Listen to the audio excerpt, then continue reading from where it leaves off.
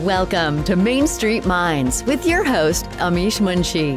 This is where industry leaders and seasoned pros share their secrets to success beyond limits. Let's dive in.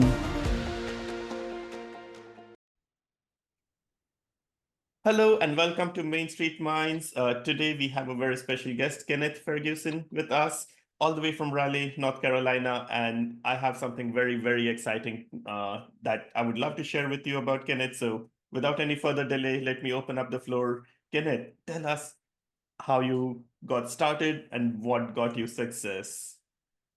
Yeah, first of all, thank you for having me. It's truly an honor and privilege to be involved with the show, Amish, and it's always inspiring to see others who are in the tech industry or used to be, who are still, extending that olive branch for all of us that are still in the grit and the grind, the daily grind every day. Not every path is the same for everyone. Um, I always when people ask me how I got to the places where I am now, um, obviously, first and foremost, what I believe in is that, God has laid out my steps and my Mhm. path. And, He's had his hand on my life and the blessings that I've, received and I've been through and experienced are hands down due to God. I'm married. I have a beautiful wife, Stephanie, four amazing sons, Jaden, Micah, Gabriel, and Elliot. My oldest son is 18. He plays D1 college football at Davidson College. I have a 16-year-old son, Micah, who's a junior, about to be a senior in high school. And then, of course, my third oldest is Gabe, or Gabriel. He's 9, about to be 10 next week. And then my youngest son is Elliot. He's 6, about to be 7. The house is crazy at times. It's Yeah. crazy, a lot of different things going on. A lot of my success also, man, comes from my family. Me having the drive to want to succeed and wanting to provide a better life and leave a legacy, Mhm. for my four sons. It's not as easy as people think. They say boys are easier to raise, Oh, yeah. but when you're raising young men who will one day become men, it's important for me as a father to at least make sure that they have the pillars right in place to not only be successful in their own lives in their own right, but then also have the characteristics of a man of integrity, a man of faith, Yeah. being a good pillar in the community. Those things are important, and that drives my success too. It drives my hunger to not be successful Yeah. because I'm already winning, man. I've got four Yeah. beautiful, healthy young kids who are in their own right doing everything that they're supposed to be doing. I have a beautiful wife.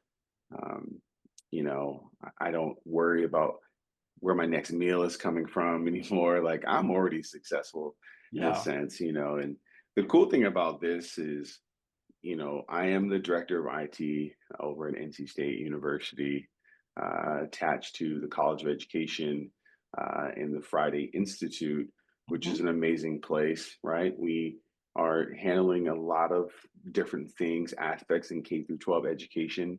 We've Mhm. now also gone into some really awesome things with AI, and that being led, by some of my coworkers and folks throughout the country and at the university. Mhm. It's not necessarily like the love for technology that's the most important. What's Mhm. most important is the relationships that I've built. Mhm. I've had a dynamic career. I've dabbed into protection and law enforcement and management. I did some high end leasing. Early on in my career, working for a company called Archstone Smith, Mhm. and another company called Brandywine out of Philadelphia. So I've had a lot of different careers that I've been able to experience and go through, and the pains with that. When the Yeah. industry took the major hit in 2008, I lost everything, right? Thought that real Yeah. estate and that whole area and market was going to be around and be great. And when 2008 happened, Yeah. you know, it's when things kind of took a turn for the worse. So I had to pivot and I had to, figure out what I wanted to do and how I was going to be able to take care of my family. So I did odd end jobs too. Yeah. I worked for you like slushies? Yeah. So Yeah. I worked for the icy company Oh, wow. with the polar bear, this icy. I Yeah. delivered for them for about 9 months, Mm-hmm. and I would work, 4 o'clock in the morning till 2 or 3 o'clock in the afternoon, delivering all over the state of North Carolina Wow. to outposts, grocery stores, restaurants, convenience stores. So I was doing that, and at the same time, I also was a sales associate at Dick's Sporting Goods, and I Mm-hmm. would work that job at night, right? Yeah. So Yeah. Yeah. again, when the economy was horrible, Yeah. I just did whatever I had to do to feed my kids Yeah. and take care of my family at the time. I have been recognized though in the IT world for leading, large scale IT and AV projects at the Mhm. university. I'm the vice chairman of the staff senate at NC State University. I'm a member of the executive leadership team at the Friday Institute as well. Mhm. And just figuring out how to use my expertise in transformation and IT infrastructure, but then also aligning with the organizational goals Yeah. of the executive director at the Friday Institute, driven by innovation, managing multi-million dollar budgets effectively, but also, having different experience with leadership and Yeah. physical security management. Um, so it, it's it's just funny, like you never sit down and think, man, I'm going to be an IT director one day, or I'm going to be a I know. CIO one day. I You just was kind of fall into it, right? Yeah, I was about to ask, like, how, like, that is very, very special, right? Being able to get through things, go through a phase of survival, and still come out in a positive mindset. Because a lot of people crack over there and saying, hey, things are not just not going to go well. The life could be completely devastated at that stage. Like, did religion have to, like, religion or faith have to play a role? Did family have to play a role, or was it the right mindset? What made you transform and kind of get back and be successful? Like, what was it like? Like, what were some of the secret things that got you back into being at such a good position now? Yeah, of course. Like I said, when I first started, all glory to God. My faith definitely Mm-hmm. played a huge part, everything in my mindset, Mm-hmm. my ability to stay driven and focused, but Mm-hmm. then also understanding that those hard times, experiencing a lot of those no's, experiencing a lot of the, hey, we just can't afford to, work with you, or, you got a little too much more experience. We're looking for something that's more, it's like, going through all those different phases of no's Yeah. and just leaning in on my faith and knowing that God had everything for me. I just needed to go through that storm, right? I needed to stick to dealing with the scenarios that were at hand, but then also having the mindset that I wasn't just the only person back then that was going through a lot of different things. I wasn't. There was Yeah. millions of us, right? Millions Yeah. of us lost everything, and I think as I look back on it now, as I was a young husband back then too, so I've been married 20 years, coming up Yeah. in September of this year, be married 20 years. I was a young guy Mm-hmm. back then, and the world was a totally different place at that time. But having the mindset of, this too shall pass. Like, Yeah. I mean, I know what some wasn't fortunate. Some people weren't Mhm. fortunate enough Yeah. to be able to have something to fall back on. But, I grew up with no parents, right? I was in foster care my entire life. Mm-hmm. Um, I was phased out of foster care at the age of 18. I had the opportunity to go play basketball Liberty University in Virginia. So Mm-hmm. I had my opportunity to leave California. And when I got to Liberty, you know, I wasn't ready to be at university. I wasn't ready to be in school or anything like that. But I just knew that I needed to change. Fast forward, I met my wife, Mm-hmm. that spring semester. So, my life from that point on was about not just me, but I knew within myself that I was a natural protector. I Mm-hmm. knew that, I was a provider. So I had to grow up in a sense, and being a young husband. And, a year later, after getting married in 2005, my son was born in 2006, my first son. So, Mm-hmm. just going through that and just knowing like, if no one's going to give me anything, right? Mm-hmm. Everything, uh, as far as success, as far as anything in my career, you just got to go out there and you got to work. You got to put your, Mm-hmm. one foot in front of the other every single day and just have the confidence and the faith, Yeah. that you are going to meet your goals. And I basically Mm-hmm. wrote down my goals, I wrote them down. I wrote down my goals, and every day I would look at my goals and say, all right, I need to get a job, Mm-hmm. right? I need to have health insurance. I need to Yeah. make sure I can pay car insurance, pay the car note, right? After my car Yeah. was repossessed, after my house was foreclosed on, Oh, we wow. literally So had to we had to you, start over. yeah, you still had to make car payments after you lost it. Yep, Yeah. yep. So A I lot said of I'll do people don't anything. realize that. That's right. I'll do anything. I'll cut grass if I have to. If I got to clean gutters, if I got to go pressure wash someone's house, if I got to go door Mhm. to door doing something, I had that mindset that failure wasn't an option. Yeah. And if I would have had that mindset of, oh, the world is over, I'm done, Yeah. there's no telling where I'd be, And right? it's a small, uh it's a risky edge, right? People can just fall on the other side very easily, on the wrong Mhm. side when life gets tough, and that's where everyone else around you and whom you surround yourself with matter. Like they are the ones that are going to bring you back to the right side. That's right. That's So right. yeah, coming back to what you're doing right now, like tell us, what does IT director do on a day-to-day basis? What are some of the things that are good and some of the things you wish could be better? Hmm. Yeah, well, some of the things that could be better, first and foremost, is the amount of time in a day.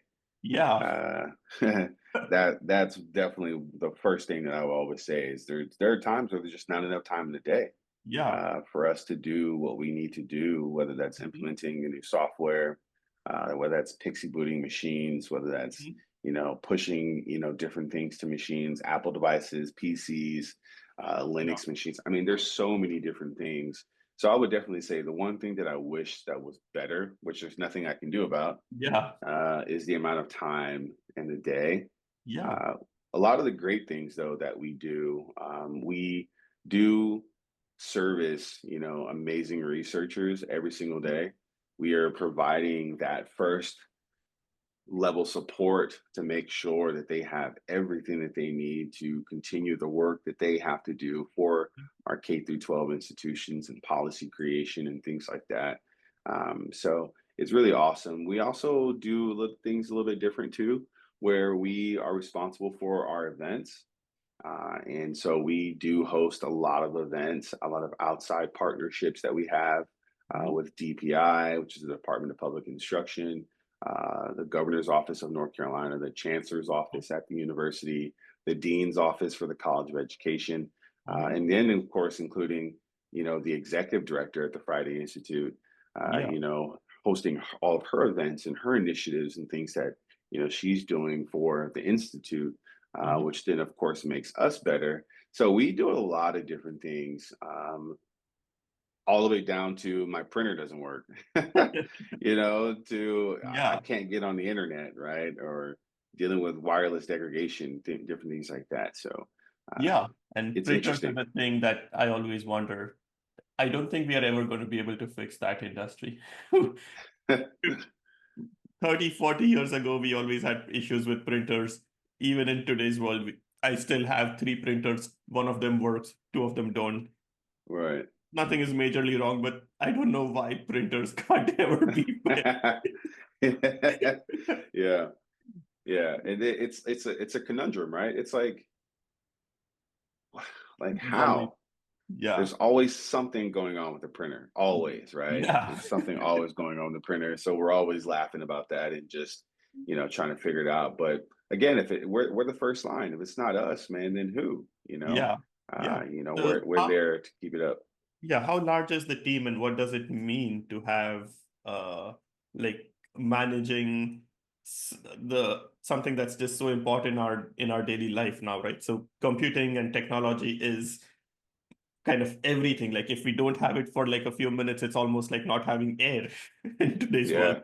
Yeah, And yeah, if it's that true. goes down, like what how do you manage it to ensure like it stays up and running? Like do you need like a team of people like each focusing on different areas?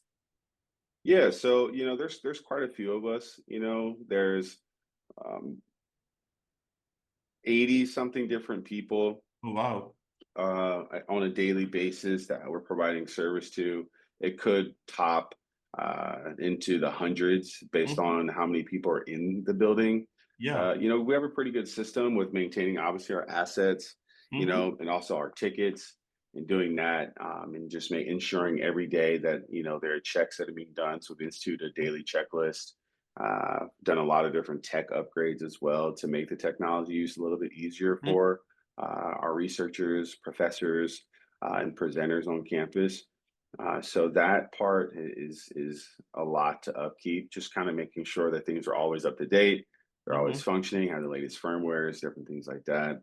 Yeah. But as far as what the team goes, we're not that big, but we have a big footprint to cover. Yeah. And it's important. I think it's important sometimes to have the autonomy, allowing, your staff to have the autonomy to do the things they know they're supposed to do. Hmm. I, as a leader, man, look, I'm not a micromanager type of guy. I believe Yeah. in, ensuring that you have the necessary skills. And if you Hmm. don't, right, we can upskill that and make sure that you do meet that. But, most folks know, what they need to do and how they need to do it and what I expect in that excellence, right? But then also going off the mission and what the executive director ultimately what her mission is.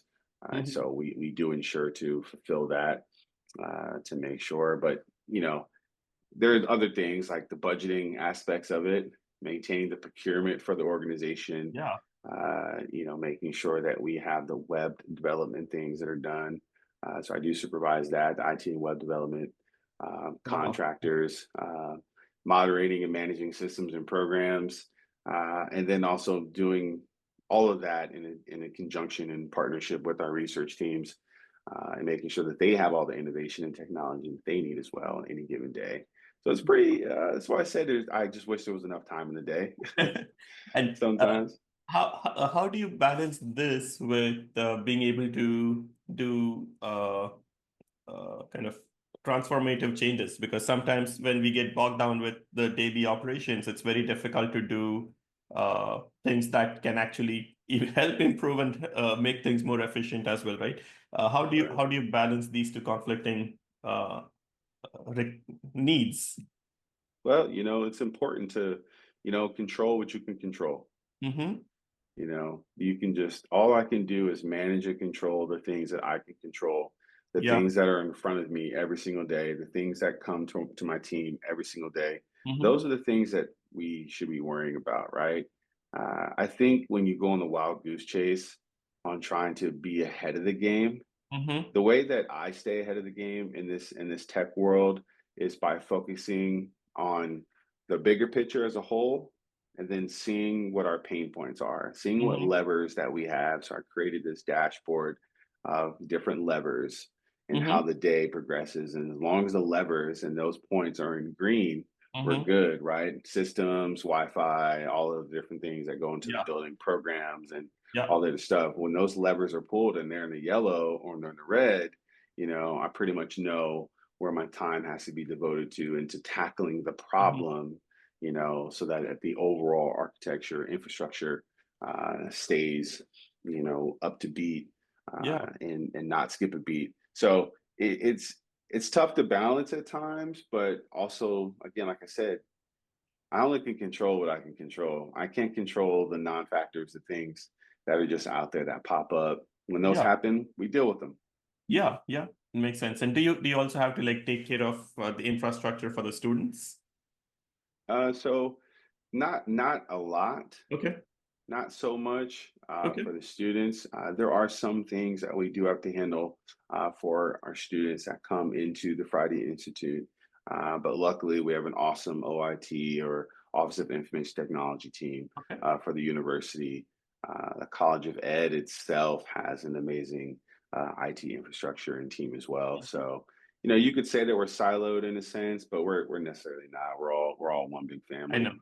I Yeah. just think there's different pieces of the puzzle that go. Once they get to us, pretty much all those other larger things are done. Hmm. We're just dealing with the front facing things. I need to print something. I need to get on the internet. I need to Hmm. present in this classroom or in this meeting space. So we're able to provide that excellent support for that to make sure that people have what they need. Yeah. So it's pretty awesome. Cool. Cool. Sounds great. So, what are some of the new and innovative things that are being incorporated right now in like are there any AI components that are being integrated in the IT operations space? Yeah, so been obviously looking at a lot of different initiatives through AI, and I've been, taking quite a few courses on AI governance Mm-hmm. and the best use case practices within our organization. Mm-hmm. We do have some teams that are doing some really great work right now in AI, and we've got some of my teammates are doing some real big things within the AI space and that governance and leadership part of it. Mm-hmm. Um, Parts that I like to use with it though is really just making sure that certain checklists and things are computed and seeing how I could do things differently, Mm-hmm. right? Analyze this workflow, analyze this Gantt chart, and tell me, the top five, pain points Yeah. or points where we can get better. There, I hope to be working with some partners around campus, like Data Science Academy, Mm-hmm. and AI Academy, and different things like that, how we can be robust and better in the AI field. Mm-hmm. But I think without the governance piece, without knowing what those parameters are in the best use case, I think we're still going in the right direction on how we could serve and be a liaison to other institutions Mm-hmm. and partnerships as well. Makes sense. Yeah. So, over going looking a little bit forward into the future, like in the next 5 to 10 years, where do you see yourself? Like, what would what are some of the things that you think are going to be different in this world from a tech perspective? Well, um, where I see myself in 5 years, I hope to be a CIO somewhere. Mm-hmm. I don't think that I would be serving my own career and self justice if I'm doing the same thing Yeah. for the next 5 years. It's also hard to kind of see into the future, Yeah. to know, but I'll definitely be wherever God has me and where I'm Yeah. led, Yeah. and I will do a good job wherever that is. But my goal on my list, my goal is to be a CIO in five Mm-hmm. years, leading the tech infrastructure and efforts on a global stage, Mm-hmm. making sure that we are going deeper into the technology age of where we are. Where I see technology, I really do see technology taking over even more aspects of our daily habitable lives, like the things that we do in our lives, whether that's creating calendars for us and that being fully automated. I see that something being really cool and awesome. I see our video game market really being affected, which a lot of times people only assess that to like the nerds or kids, but video games is going to continue to be $1 trillion business, and it's only going Mm-hmm. to get better with the use of AI Mm-hmm. and hopefully, kind of a big goal, but I really, really, really want to dig deeper into quantum computing and really seeing how I can best use that and Mm-hmm. create some really awesome technology and policies and things like that to make the world a better place. Mm-hmm. I think with having that type of technology and the power of it, we really could get ahead of the game and a lot of different instructional pieces and making others' lives better as well. Um, I think Also, in the next few years or so, technology should be something that is required for all students Hmm. to be engaged in and to learn, right? You see now in our baby boomers, some of them, they don't know how to use their email. They have, there's issues with phones. I think that, if we start creating, some things, training Yeah. resources like they already are for the next generation, I think they'll be even deeper and heavier in the technologies and systems and things that we use in our everyday lives. Hmm. Uh, we won't even know it. Down to cups, there'll be computers in our cups. Where there's already a computer in your refrigerator. It tells Yeah. you how many apples you have left, right? I Yeah. definitely foresee it being in our coffee cups and different things like that. Hey, your water's low. Get a Yeah. beep on your watch. So Yeah, makes sense. So that should not complicate our life more, and it simplifies the life, and it shouldn't be at like telling me at 2 o'clock in the night saying, "Hey, you don't have milk for tomorrow morning," and stress me out yeah. and not let me sleepy again. Forget not having the milk for the morning, but now I'm not even going to sleep well. Yeah, you'd be worried about how many eggs you have left, you know. Uh, Yeah. but technology is definitely it's not going anywhere. And it is an awesome thing to know and see all the brilliant people in this world who are going to be doing all the different things that are necessary to drive us, right? Like it's pretty cool to kind of know and see that. So I'm excited to, see where the next steps are. Um, Yeah. aside from my kids. Oh yeah, yeah, exactly. So having young kids and having so many students at the university, what are some of the things that you can recommend somebody that's entering the industry in tech? What are some of the key, like a little more generic advice that you can give to people on how to approach a career? What sh what should they be looking for in from a career perspective in tech, and what to expect? Like, are there any like points and tips that you can give people? Yeah, I first and foremost, there are so many things that you can do Yeah, with tech. There are yeah, so many different avenues from help desk to tier. I mean, there's the knock center. I mean, there's so many different things, but the first thing I would always recommend is to be a lifelong learner. mm-hmm, Technology never stands still. There are always new tools, mm-hmm, languages, innovations that come out daily. I would advise someone to stay curious. Set a goal to learn something small every single day. It's what I try to do, whether it's a new mm-hmm, tool, whether it's a concept, a skill.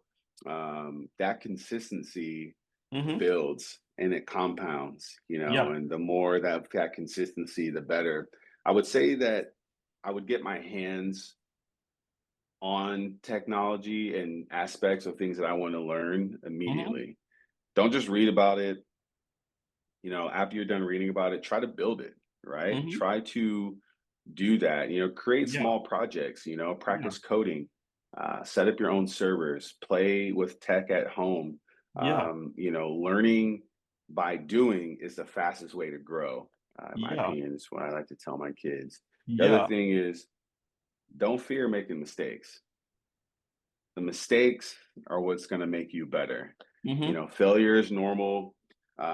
It's essential in tech to fail. mm-hmm. We wouldn't Yeah, have iPhones without yeah, all those tests being failed. We wouldn't have computers.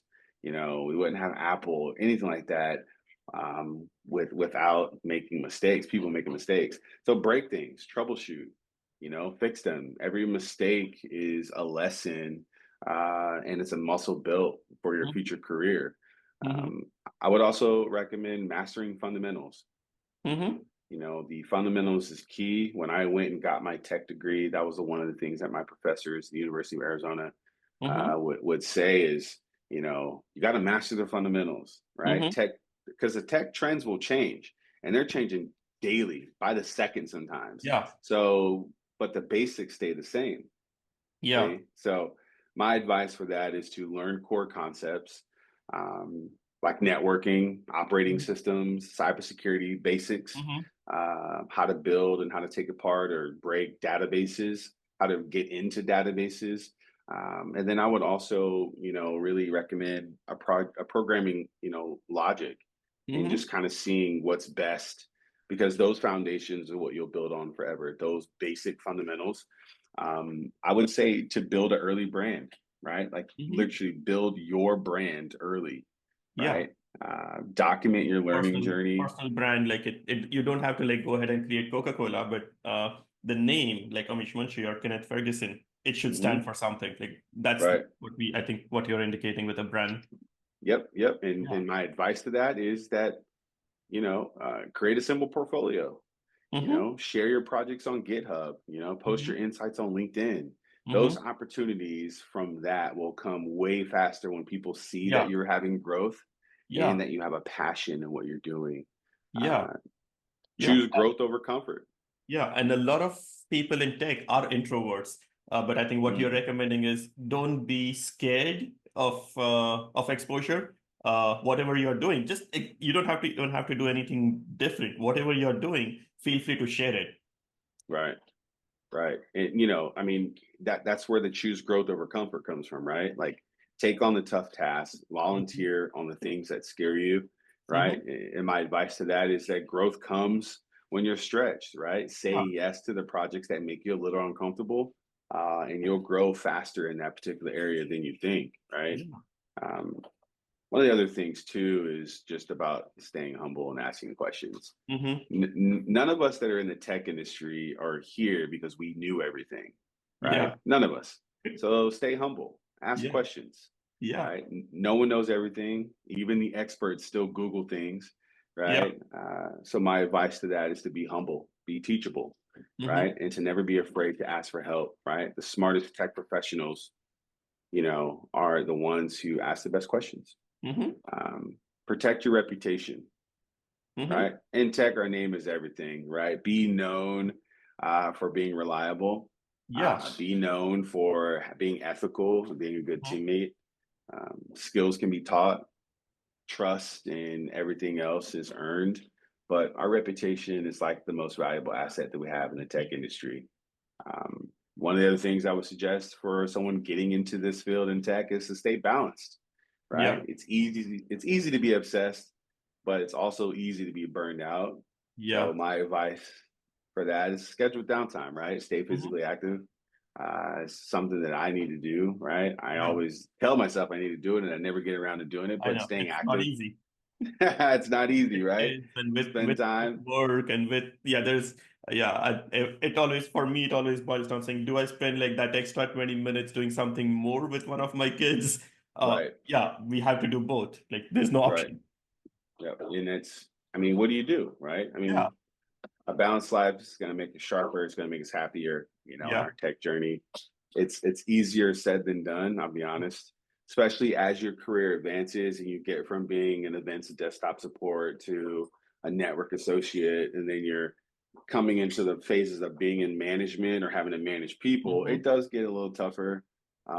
It's definitely not easy working with different personalities and Yeah. different things like that, but that balance is there. The last thing I would say is to just believe in yourself, Yeah. right? I mean, whether there's 10,000 people currently watching your podcast or a million, Yeah. uh, a lot of the different things that set people aside and different from each other is those that believe in themselves, Yeah. those that had that faith, like I talked about before, Hmm. like my faith in Jesus and believing that my life is laid out and that it is governed by the principles and by the things that the Lord has for my life and for my family as a man, but Yeah. then also just believing yourself, right? There's a learning curve. Yeah. Right? People feel overwhelmed, they quit, right? They don't have that mindset like we talked about earlier. Yeah. Everyone starts from somewhere. So my Yeah. advice to that is telling yourself you belong here. Yeah. Keep showing Like up. yeah, that's extremely valuable. Thanks for sharing that.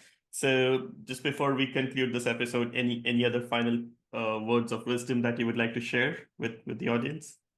Keep showing up. Keep learning. Keep growing. Yeah. Have the faith in yourself.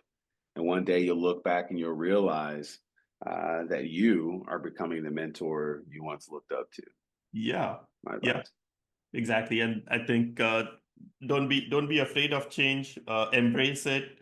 Technology is here to solve a problem. Everything that we keep hearing that this piece of technology is going to transform and like just make human beings irrelevant. That the only thing that's existed forever is that concept. That's Right. just the fear of saying something is going to replace us. The computers were going to replace us, calculators were going to replace us, cars was going to replace us, industries and tech innovation was going to replace us. In the end, that doesn't exactly happen. It ends up being a way to improve our lives. So don't be worried. Always embrace change, and good things happen when we do that. That's right. Yeah. That's right. If people's future in technology is limitless, Yeah. right? It's limitless. It's not just a career, it's a journey. It's something that you should always be endlessly learning in, having that creativity and opportunity, because whether you believe it, you need to, and you'll work for it. And then once you do, you'll own it. Yeah, exactly. So that's very valuable. Thanks for sharing all of that and coming on our show today. Thanks for bringing extremely valuable insights on how to be successful. Like what you have achieved is amazing, and from like don't let life stop you from achieving what you truly deserve to be. That's right. Yeah. Right. Thanks for having me on the show. Thanks, Kenneth.